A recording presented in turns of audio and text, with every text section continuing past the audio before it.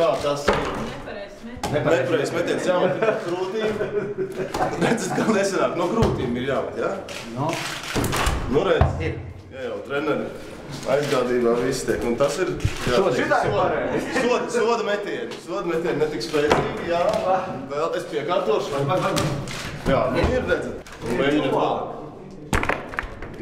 Tas būs stāsts par apņēmīgu cilvēku, kuram ir plāns, kuram ir vīzija un kuram ir arī prasme savu iecerēto lietu novest līdz galam.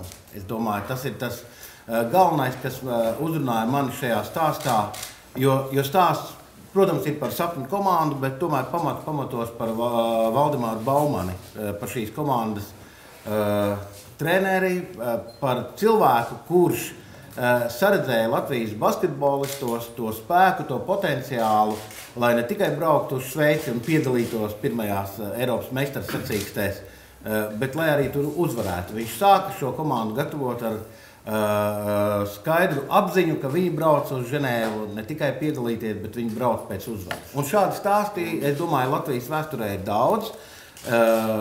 Es domāju, ka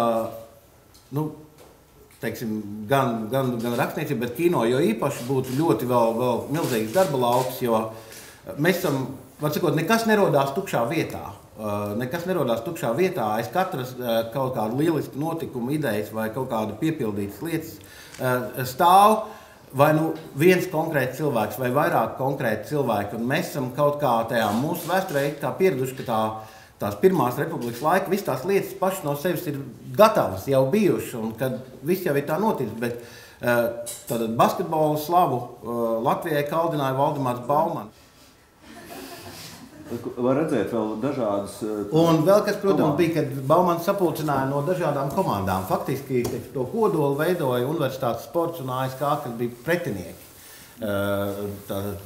kuri faktiski galvu lielākoties cīnījās par Latvijas meistaru titulu un visu laiku tad bija faktiski pretinieki spēlē pretējās laukuma pusēs. Un tad viņš vēl piesaistīja no starta un no gonga un faktiski savienoja, izveidoja jaunu komandu, ko viņš pats arī vēlāk jau braucot no Šveices mājās teica, ka tā bija tā brīža labākā komanda Eiropā. Par to viņam nav šaubu.